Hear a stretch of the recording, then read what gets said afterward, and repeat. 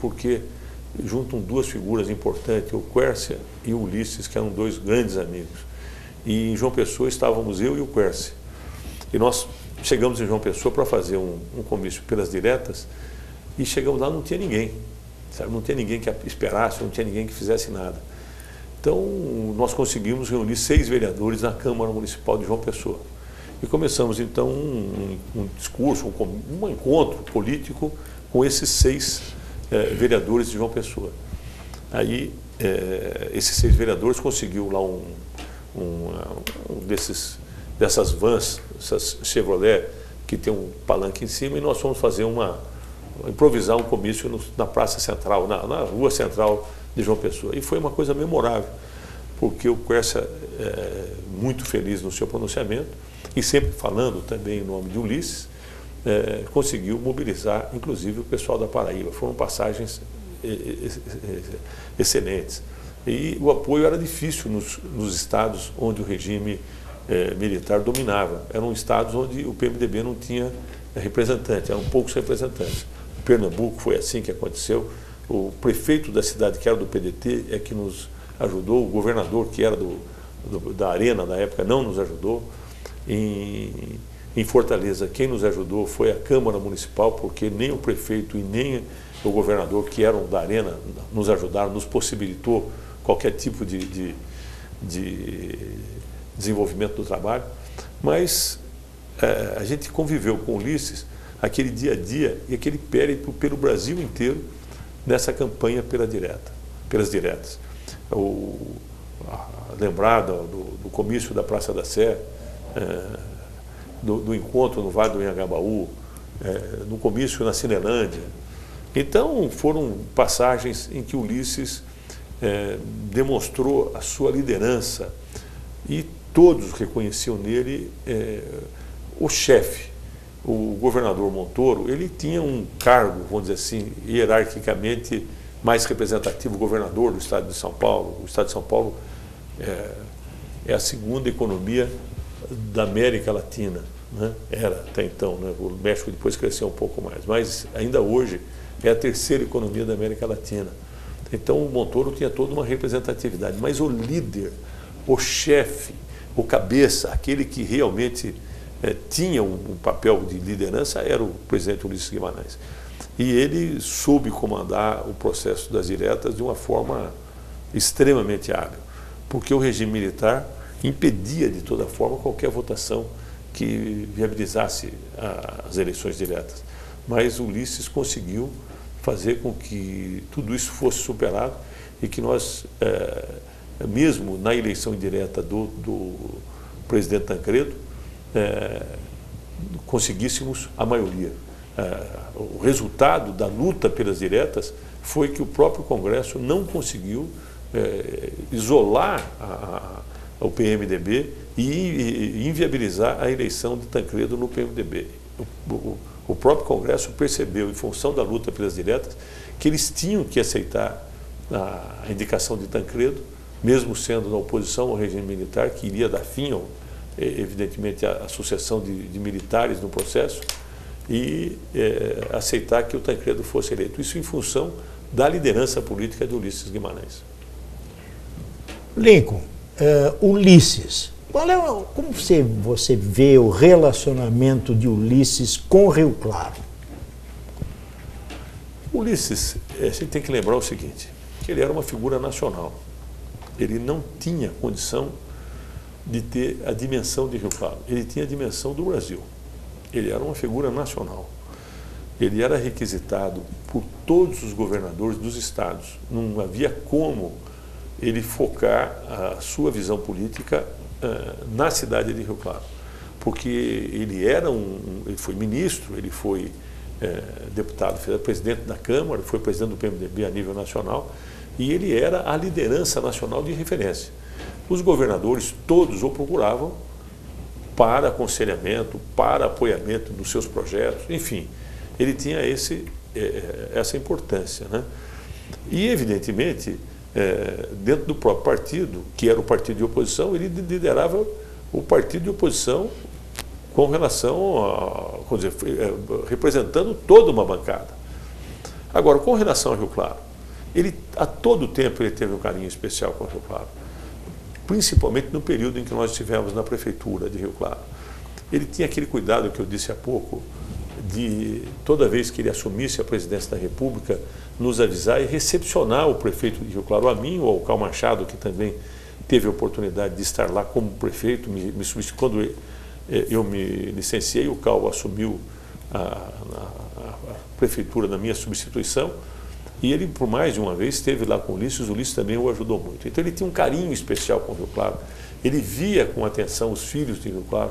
Quando você, ou cada um de nós de Rio Claro, chegávamos a Brasília, ele abria os espaços, o gabinete dele, por mais congestionado que pudesse estar, ele era aberto para o cidadão de Rio Claro. Ele era extremamente, até emotivo com relação a Rio Claro. E nos ajudou muito. Em muitas das nossas atividades se viabilizaram em função da ação política do Ulisses Guimarães. E eu tive a oportunidade de dirigir, inclusive, o Movimento Nacional dos Municípios. E para mim era muito fácil. Eu chegava no Congresso Nacional, as portas eram todas abertas, porque o presidente era o presidente Ulisses e ele franqueava todos os espaços dentro do Congresso Nacional para mim.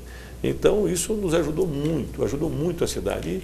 E ele tem um carinho, teve sempre um carinho especial, e eu tive a honra, o privilégio de homenageá-lo com a Avenida Ulisses Guimarães, lá na Bela Vista, e que há de ser uma avenida ainda das mais importantes de Rio Claro, porque nós, na época, nós tentávamos fazer a abertura e a sequência da Avenida Ulisses até o pontilhão da Avenida 29. Nós fomos impedidos, em função de uma ação popular, uma ação que não nos permitiu atravessar aquele trecho do Horto, porque alegavam-se que ali tinha um cemitério indígena e que nós iríamos invadir aquele espaço, e isso nos impediu de que abríssemos a avenida até a Avenida 29. Então, eu quero até sugerir ao prefeito da época, quando nós concluímos o anel viário de Rio Claro, que esse anel viário seja o anel viário Ulisses Guimarães, porque o anel viário vai passar pela Avenida Ulisses Guimarães, ele vai ser uma continuidade da Avenida Ulisses Guimarães. Aquele trecho da Bela Vista faz parte do anel viário de Rio Claro. Então, como aquele trecho já é nominado, eu entendo que aquele segmento que vai dar acesso ao fórum a ser construído pelo Estado e pela Prefeitura junto à Unesp. E quando aberto a avenida, ligando até a avenida, até o pontilhão ali da Avenida 29. É a mesma avenida, ela será a mesma Avenida Ulisses Guimarães. Então eu quero crer que seria um nome muito próprio que nós nominássemos ali o de Ulisses Guimarães, todo o anel viário de Rio Claro. É uma figura ímpar para Rio Claro. Eu acho que ele será sempre um expoente político da nossa cidade. Lincoln, eu deixo você para as últimas considerações suas sobre Ulisses Guimarães e desde já agradeço sua atenção de aqui vir nos dar esse prazer de ouvir da sua própria voz Ulisses Guimarães. Eu tenho muitas coisas para contar do nosso querido amigo Ulisses. Eu ainda guardo comigo uma garrafa de malte que ele gostava de tomar. O malte, ele não bebia, mas socialmente ele tomava alguma outra coisa. E ele não era do uísque que ele gostava, ele gostava do malte. Eu tenho uma garrafa da qual ele se serviu por mais de uma vez, eu com muita honra deixei guardado na minha casa, ainda tem um finalzinho lá que eu preservo, e um dia que tiver um museu com a figura do Ulisses, eu vou mandar para lá essa garrafa que ainda preserva um pouquinho daquele malte que ele tomou conosco na minha casa por mais de uma vez. Tem tantas lembranças com Ulisses, tem tantas passagens importantes no processo político do governo de São Paulo, junto a Franco Montoro, junto ao Orestes Quercia, em reuniões importantes políticas que nós participamos, em que tanta coisa foi discutida. E ontem eu tive a oportunidade de conhecer os maiores próceres políticos da época do Brasil, em função da convivência, do dia a dia, e a experiência política que o presidente Ulisses passou para todos nós. Uma lembrança incrível. Eu me lembro que numa passagem que ele fez, acho que na Bandeirantes ou na Cultura, na eleição do Sarney como presidente da República, foi feita uma pergunta a ele, o Brizola, não aquele repórter Brizola, fez uma pergunta a ele dizendo o seguinte: foi, presidente Ulisses, como é que o senhor vai fazer? O PMDB está elegendo para vice-presidente da República, e depois no fim se tornou presidente da República, o presidente da Arena e do PDS, o José Sarney. O senhor sempre foi opositor ao José Sarney. Como é que o senhor vai conviver com o presidente José Sarney? Ele nos ensinou uma regra política importante para que todos nós aprendamos. Ele disse o seguinte: olha, eu tenho uma convivência, a minha convivência com o Sarney não é pessoal, mas eu tenho uma convivência política com o Sarney. E as nossas dificuldades, as nossas diferenças, a gente vai encontrar alternativa de solução. Porque em política você não fecha todas as portas. Em política você sempre deixa uma porta aberta para que se viabilize o entendimento. Eu, para precaução, sempre deixo pelo menos duas.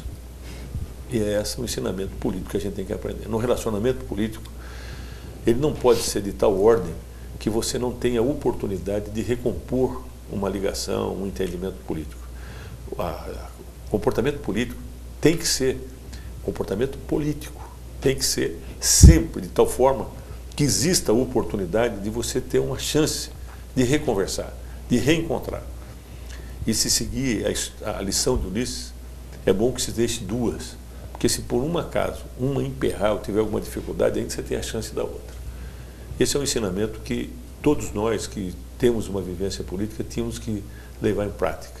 Nós não podemos nunca fazer uma oposição ferrenha de tal forma que você não encontre alternativa para uma composição.